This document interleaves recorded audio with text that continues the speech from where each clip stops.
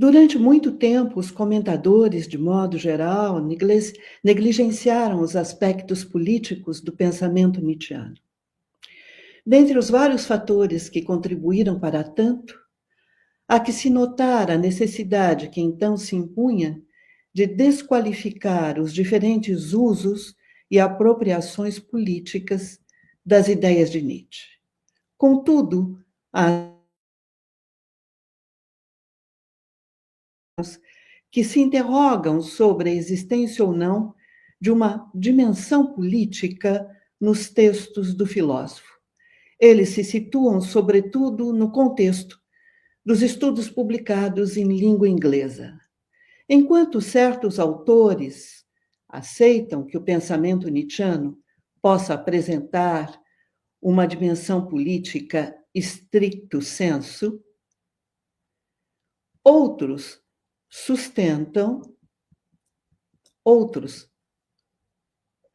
neste primeiro caso, eu lembraria o trabalho de Ansel Pearson, outros como Brobia, Thomas Brobia, sustentam, ao contrário, que Nietzsche não é um pensador político. Abraçando essa última perspectiva, há autores pós-estruturalistas que tentam colocar a concepção nietzschiana de Agon a serviço de uma nova compreensão de democracia, como a Tabe. E há aqueles que defendem que ela não poderia, de modo algum, ser tomada nessa direção. É o caso de Conway. De toda forma, é preciso notar também que, trazendo a marca do tempo e do espaço em que surgem, certos textos se deixam levar a polêmicas localizadas. Limitando-se a adotar um ponto de vista específico, eles respondem com frequência a interesses pontuais. A partir do exame do corpus nietzschiano em seu conjunto, não hesito em afirmar que as reflexões de Nietzsche sobre as questões relativas ao poder não chegam a constituir uma teoria política acabada.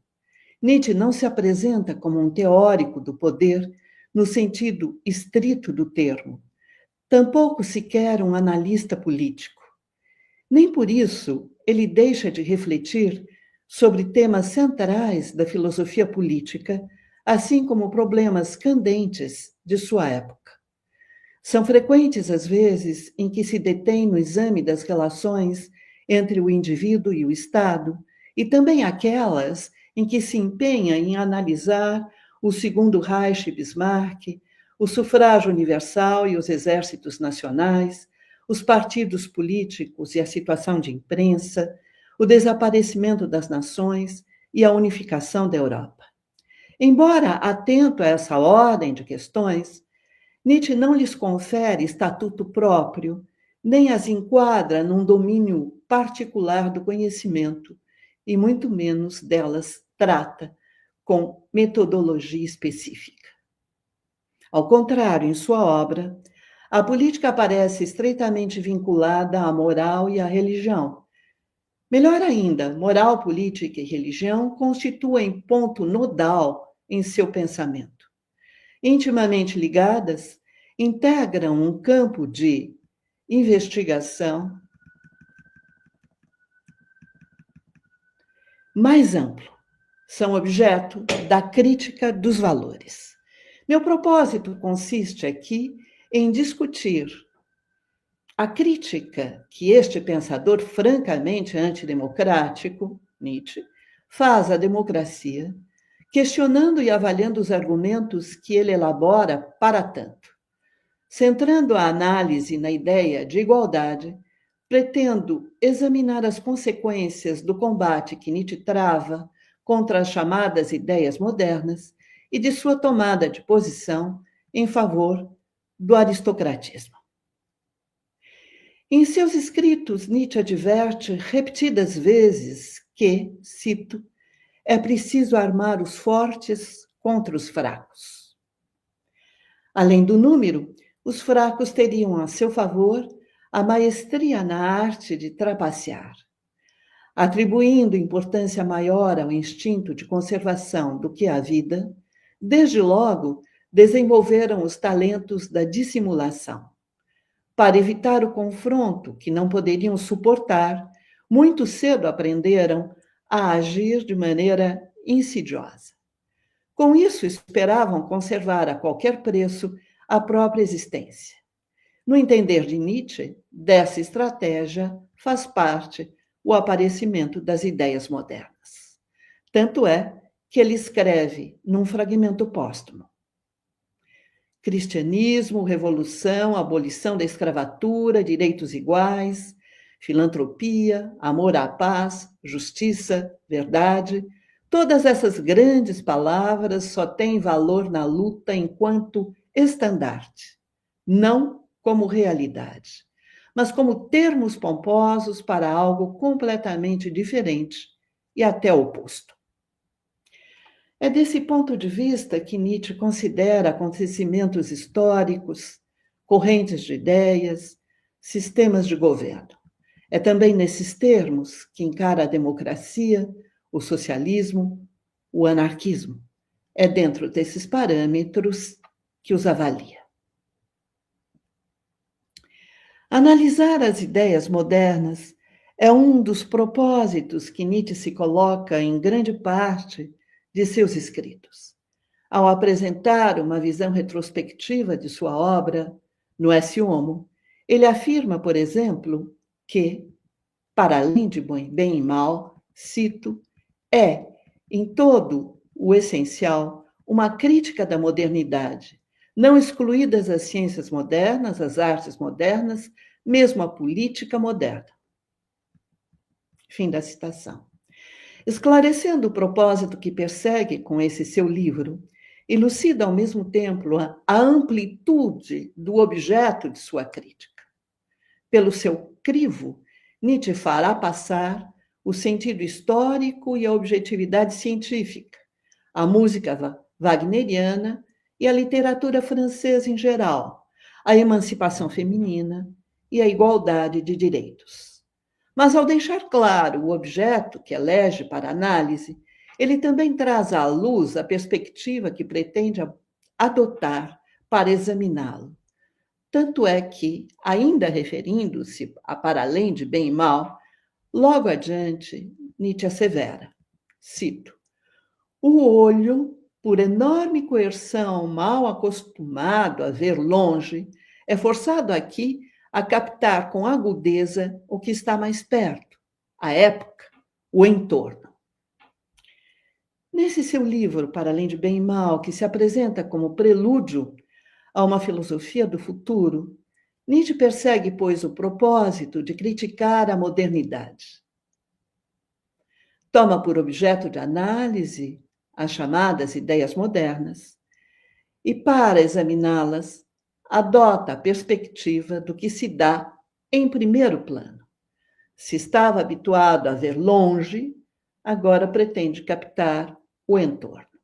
Isso não o impede, porém, de revelar o que por trás dos valores instituídos se esconde e de trazer à luz o que eles mesmos escondem.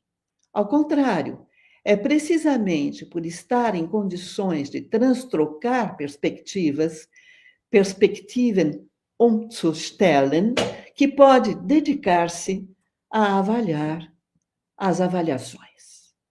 Nesse seu livro, que se intitula Para Além de Bem e Mal, Nietzsche se volta com frequência contra o espírito de rebanho.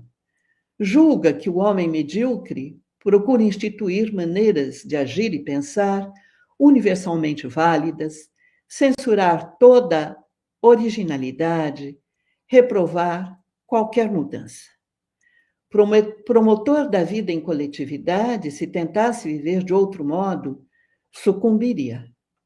Animal gregário, ele exige ininterruptamente a vitória de cada um sobre si mesmo. Acreditando vê-lo reinar na Europa de seu tempo, Nietzsche afirma, eu cito, a igualdade dos direitos poderia muito bem converter-se em igualdade de não direitos. Quero dizer, em guerra geral a tudo o que é raro, insólito, privilegiado, ao homem superior, à alma superior, ao dever superior, à responsabilidade superior, ao sentimento de potência e ao domínio criadores. Em várias frentes, Nietzsche empenha-se em combater a ideia de igualdade. No ensaio sobre verdade e mentira no sentido extramoral, ele faz ver que as palavras, quando passam a servir para inúmeras experiências análogas àquela que lhes deu origem, tornam-se conceitos, produzidos por, nas suas palavras, igualação do não igual e convindo a vários fenômenos, os conceitos mostram-se inapropriados e insuficientes a cada um deles em particular. Na Gaia Ciência, procura mostrar que nos fundamentos mesmos em que se baseia a lógica, está presente a tendência ilógica a tratar o semelhante como igual. E, em Para Além de Bem e Mal, insiste em afirmar que os mecanicistas, ao defenderem a existência de leis na natureza, nada mais fazem do que se curvarem ao impulso democrático dos tempos modernos. E conclui, cito, por toda parte igualdade diante da lei. Nisso a natureza não está de outro modo nem melhor do que nós. Um pensamento maneiroso, oculto, em que, mais uma vez, está disfarçada a plebeia hostilidade contra tudo o que é privilegiado e senhor de si. Fim da citação. Portanto, ao investigar o processo de formação de conceitos, ao examinar a base dos procedimentos lógicos, ao analisar a atitude dos homens de ciência, Nietzsche encontra ocasiões propícias para atacar a ideia de igualdade. Mas, anunciada por religiões ou defendida por correntes políticas, a ideia de igualdade se converte, no entender de Nietzsche, numa ideia falaciosa e astuta. Desde os primeiros tempos, a noção de equilíbrio de forças regulou as relações humanas. Para conservar a própria existência, os indivíduos mais fracos procuraram associar-se. Vivendo gregariamente, esperavam enfrentar os que mais fortes do que eles pudessem vir a ameaçá-los. Por outro lado, os adversários, fossem indivíduos ou grupos, sempre que tivessem forças equivalentes, concluíam a paz e estabeleciam contratos entre si. Assim surgiu a noção de direito. Reconhecendo-me direitos e permitindo-me preservá-los, cada integrante do grupo comporta-se com prudência, porque me toma como aliado contra uma terceira força que nos ameace, com receio, uma vez que teme confrontar-se comigo, e com astúcia, já que espera, em troca, que eu reconheça os seus direitos e lhe permita preservá-los. Direitos mantêm relações de força, constituem graus de poder. A desigualdade de direitos, declara Nietzsche, e eu cito, é a condição necessária para que os direitos existam. Um direito é sempre um privilégio. Meus direitos são essa parte do meu poder que os outros reconhecem e me permitem conservar. Meus deveres, os direitos que outros têm sobre mim. Segue-se daí que os direitos duram tanto quanto as relações de forças que lhes deram origem. A partir do momento em que a força de um certo número de indivíduos se reduz consideravelmente, os outros membros do grupo não mais reconhecem os seus direitos. Mas, se ao contrário sua força aumenta, são eles que não mais garantem os direitos alheios. À medida que as relações de força sofrem modificações profundas, certos direitos desaparecem e outros surgem. Dessa perspectiva, a igualdade dos cidadãos perante a lei, eco da igualdade dos homens diante de Deus, não passaria de fórmula forjada por quem precisa somar forças para subsistir.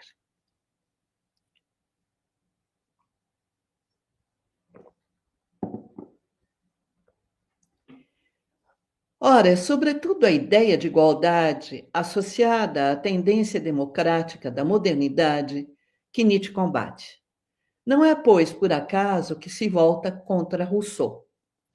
Pregando a igualdade, o autor do Contrato Social pretende voltar a um estado primitivo, natural e puro.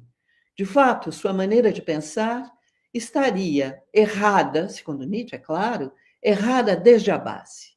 Nietzsche entende que Rousseau teria se equivocado quanto à relação de causa e efeito que estabeleceu entre a civilização e a moralidade. Da perspectiva nietzschiana, não cabe à civilização a responsabilidade pela má moralidade. Ao contrário, é nossa boa moralidade, boa aqui sublinhado por Nietzsche, e isto vem com sentido irônico, é nossa boa moralidade a responsável pelo caráter lamentável de nossa civilização. Associando Rousseau à Revolução Francesa, Nietzsche não hesita em tomá-lo como um dos seus impossíveis. Na verdade, eu cito aqui o primeiro parágrafo do capítulo Incursões de um Extemporâneo, do Crepúsculo dos Ídolos, em que aparece a lista dos meus impossíveis. Rousseau é um deles. Tanto é que Nietzsche, nesse capítulo, afirma, cito, pouco me importa a farsa, Nietzsche afirma no Crepúsculo dos Ídolos, mas em outro capítulo, Nietzsche afirma, pouco me importa a farsa sangrenta que deu lugar a essa revolução, sua imoralidade. O que odeio é sua moralidade rousseauista. As pretensas verdades, entre aspas, da revolução, através das quais ela continua a causar efeitos e convencer a pôr do seu lado tudo o que é superficial e medíocre. Trata-se aqui de Incursões de um Extemporâneo, mas parágrafo 48. Por tentar impor o que é uniforme, a moralidade rousseauista, que teria, de certo modo, suscitado esse acontecimento histórico, a Revolução Francesa, consistiria, sobretudo, numa determinada concepção de igualdade. Aqui entende por igualdade, precisamente, o nivelamento gregário, isto no entender de Nietzsche.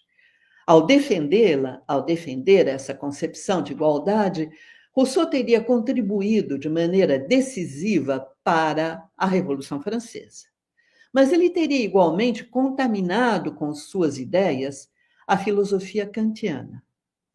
Referindo-se ao chinês de Königsberg, a Kant, no prefácio à Aurora, Nietzsche afirma, cito, também ele, Kant, foi mordido pela tarântula moral Rousseau. Também ele tinha, no fundo da alma, o pensamento do fanatismo moral, do qual um outro discípulo de Rousseau, ou seja, Robespierre, se sentia e se confessava o executor. Fim de citação. A partir do exame desse texto, Aurora, prefácio, pode-se levantar duas questões. Antes de mais nada, o texto revela que a Nietzsche não escapam os rastros deixados pelo pensamento de Rousseau na filosofia de Kant. Se ele não se mostra inovador ao apontar esse fato, lugar comum para a maioria dos comentadores, mostra, no entanto, a sua originalidade ao julgá-lo. Kant e também Robespierre, na condição de discípulos do pensador genebrino, de Rousseau, teriam herdado o seu fanatismo moral. E o fanatismo presente igualmente em Lutero e em todos os espíritos limitados, traduziria a defesa de convicções profundamente enraizadas, impedindo a descoberta de novas ideias.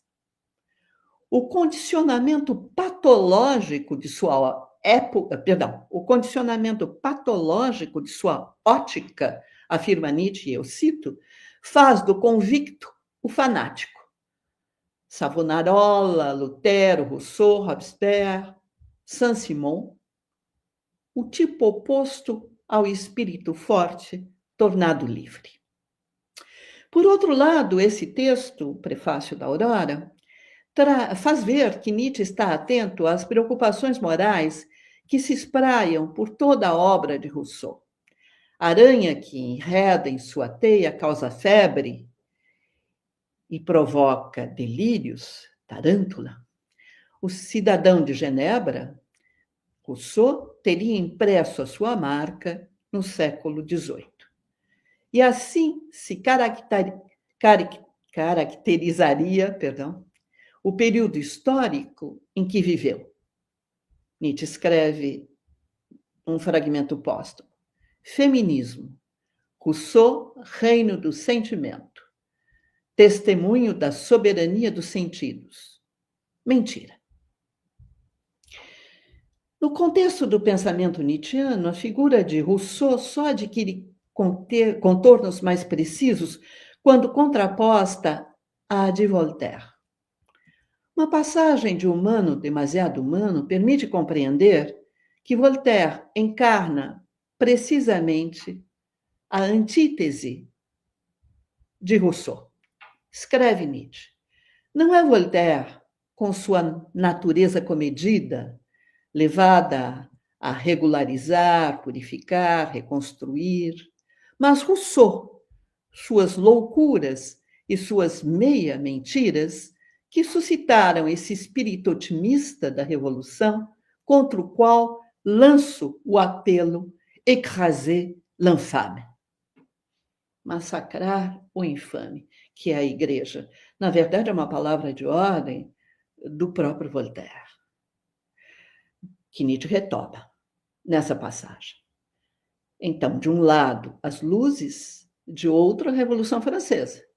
De um lado, o aristocratismo, de outro, a plebe.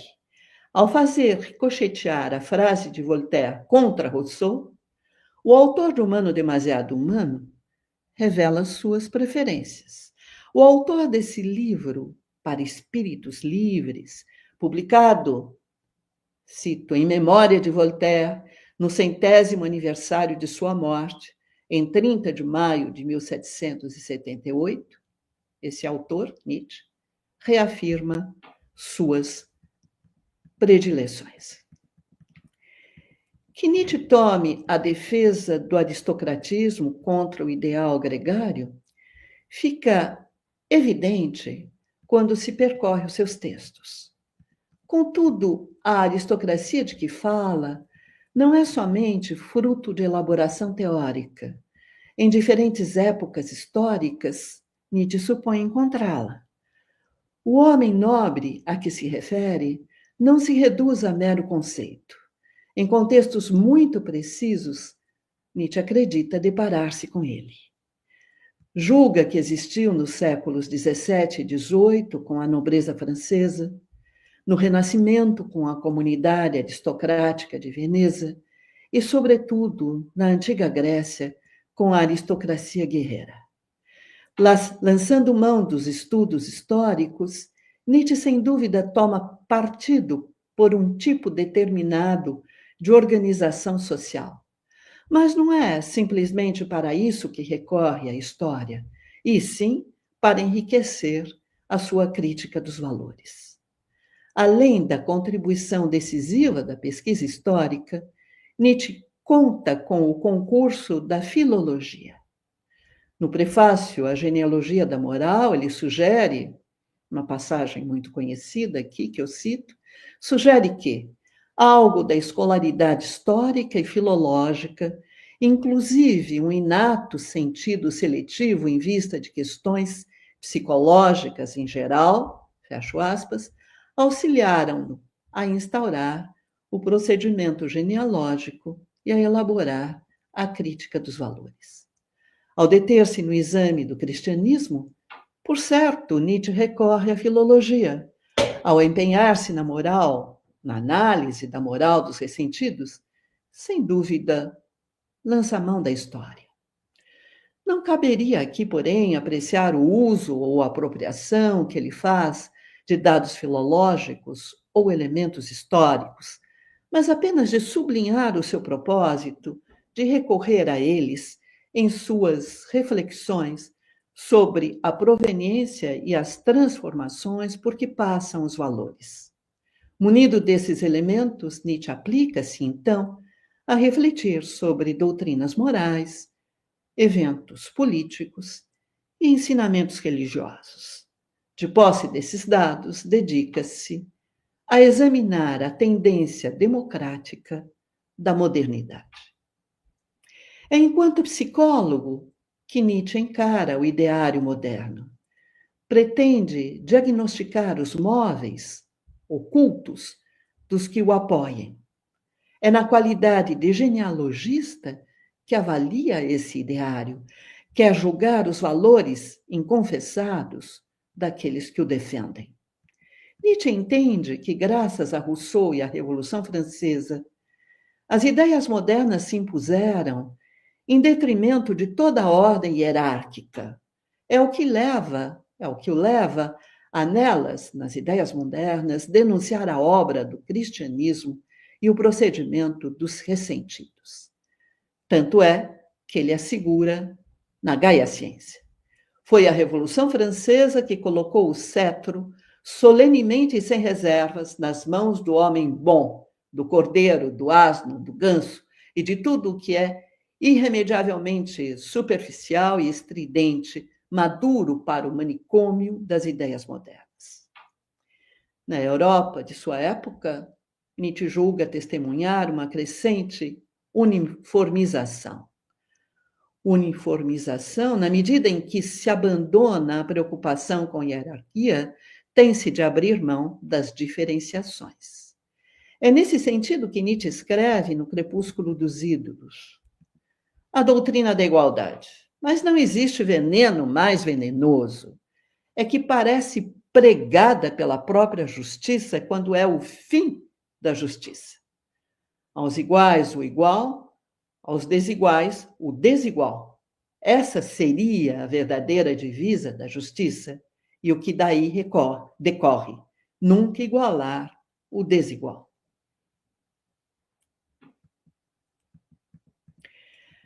Ao encarar a igualdade como sinônimo do nivelamento gregário e da uniformização, em Rousseau, Nietzsche faz de seus ataques a esta ideia, a ideia de igualdade assim concebida, o cerne argumentativo da crítica que dirige à democracia.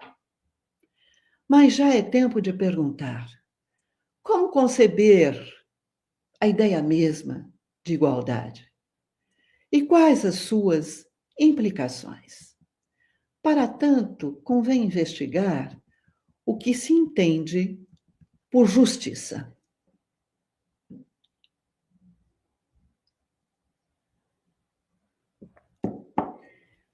Todos sabemos que na modernidade, justiça pode significar pelo menos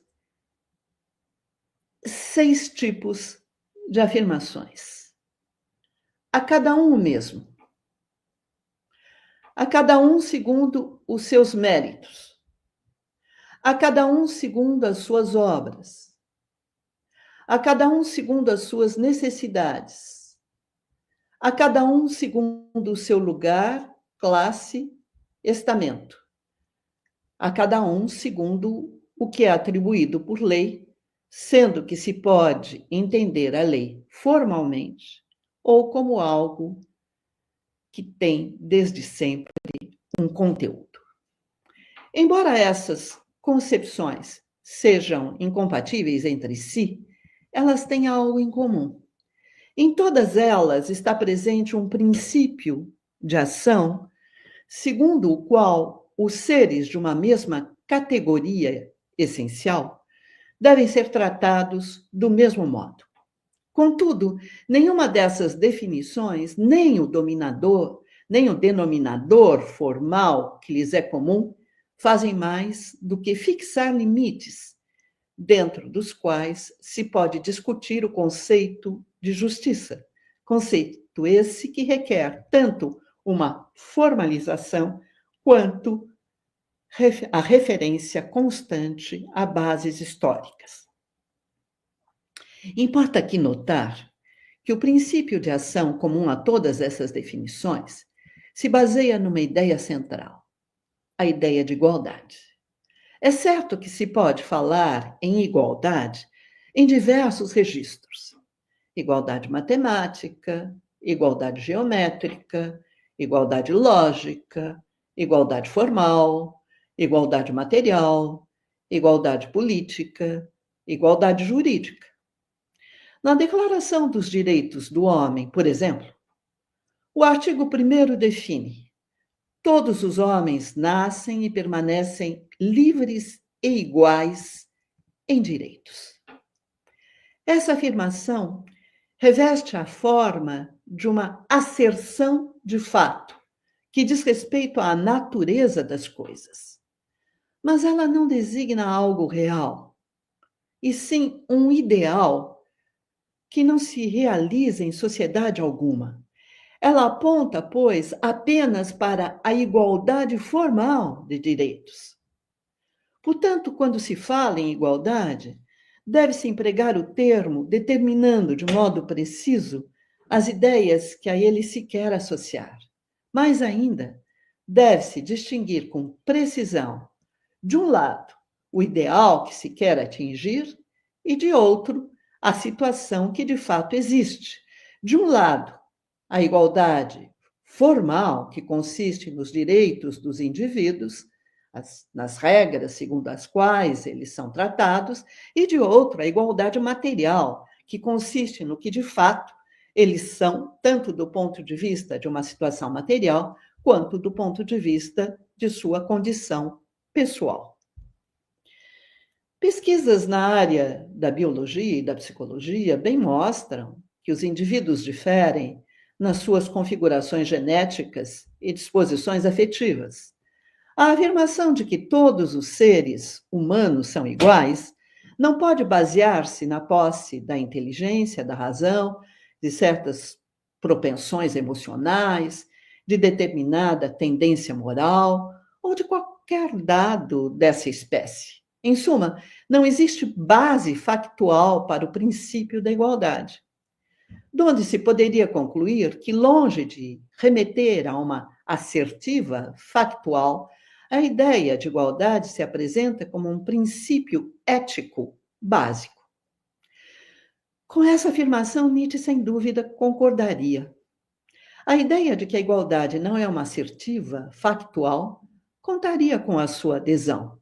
Aliás, não são poucas as passagens em que ele argumenta nesse sentido. Também a ideia de que a igualdade é um princípio ético básico contaria com o seu assentimento.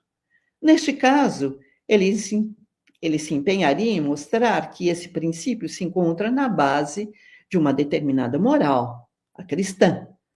Tanto é que, para além de bem e mal, ele não hesita em afirmar que o movimento democrático constitui a herança do movimento cristão. Mas é, sobretudo, enquanto ideal que jamais se realiza, que a ideia de igualdade poderia atrair a atenção de Nietzsche. No Esse Homo, ele declara, cito, ele declara que, no prefácio, derrubar ídolos, minha palavra para ideais, isso sim já faz parte do meu ofício. Para tanto, é de extrema relevância o recurso à história. O trabalho do historiador contribuiria para denunciar as normas de conduta que se apresentam como absolutamente necessárias, apontando o momento de sua produção. Concorreria para atacar os juízos que se pretendem universalmente válidos, mostrando as circunstâncias de seu aparecimento. Colaboraria, enfim, para desmascarar as generalizações indevidas, ressaltando a especificidade de cada caso. E seria, sobretudo, imprescindível na crítica dos ideais, na medida em que constituiria uma eficiente arma de combate contra todo e qualquer impulso metafísico. Da perspectiva nietzschiana, pensar num ideal democrático apresentaria pelo menos dois inconvenientes.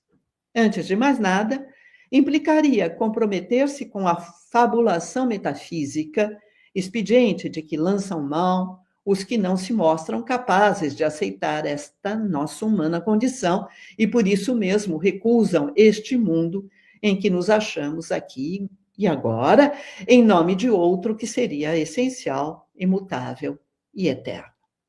Além disso, segundo inconveniente, acarretaria endossar a ideia de igualdade formal dos membros da sociedade, ideia essa que pressuporia proceder ao nivelamento gregário e à uniformização. Ora, numa sociedade como a nossa, que se organiza justamente em torno da competição, e esta é tanto maior quanto mais indeterminado for o campo de ação das comparações, cada um tem o direito de julgar que vale tanto quanto qualquer outro, mas não tem como possuir o mesmo valor. Numa sociedade como a nossa, em que o nivelamento promovido pelo consumo apenas aprofunda a desigualdade, a pretensa igualdade social coexiste com consideráveis diferenças de fato quanto ao poder, à riqueza, à cultura.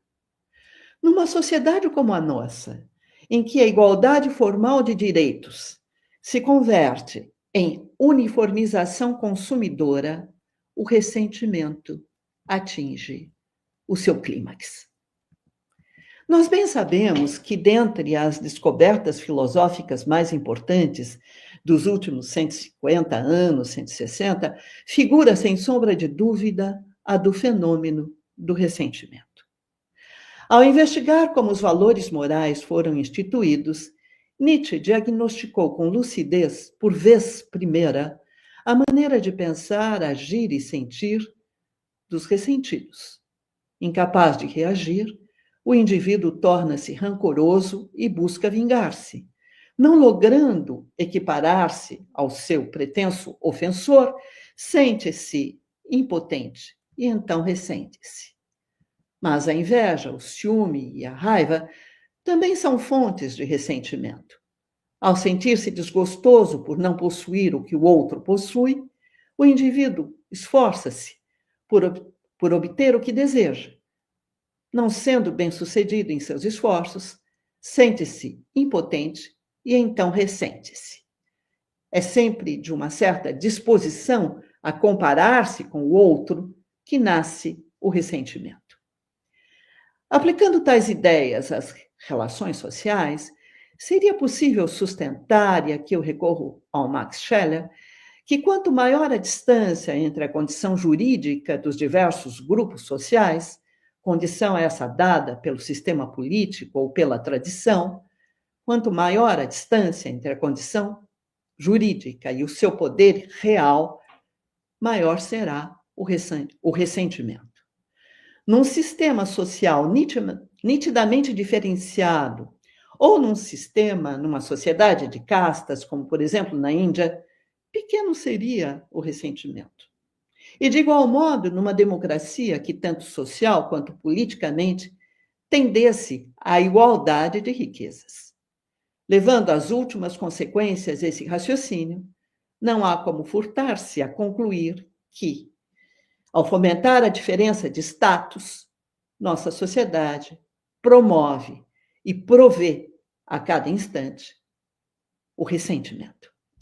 Para tratar de tais questões, é certo que o pensamento nietzschiano pode ser de grande valia. Ele revela seu caráter inovador quando se trata da crítica à cultura. Nesse contexto, enquanto imposição do que é uniforme, do que é gregário, que Nietzsche vê a igualdade e a combate. Por conseguinte, enquanto supressão das diferenças e singularidades que a concebe. Mas, ao fazer da política objeto da crítica dos valores, Nietzsche é levado a sublinhar os efeitos nocivos do movimento democrático. Os efeitos nocivos, a sublinhar, perdão, que os efeitos nocivos do movimento democrático não se restringiriam à esfera política estrito sensu, eles se dariam a ver na cultura de modo geral. Nessa direção, Nietzsche pergunta numa passagem de Para Além de Bem e Mal: nós que somos de outra espécie, de outra crença, nós, para quem o movimento democrático não é meramente uma forma de degradação da organização política, mas uma forma de degradação, ou seja, de apequenamento do homem, sua mediocrização e rebaixamento de valor. Para onde temos nós de apontar nossas esperanças? É dessa forma pouco usual, nos dias de hoje, que Nietzsche se posiciona em relação à democracia. É dessa maneira polêmica que ele dela trata. O exame de diversas passagens em que Nietzsche se ocupa com a tendência democrática da modernidade me leva a julgar ambivalente a posição que ele adota.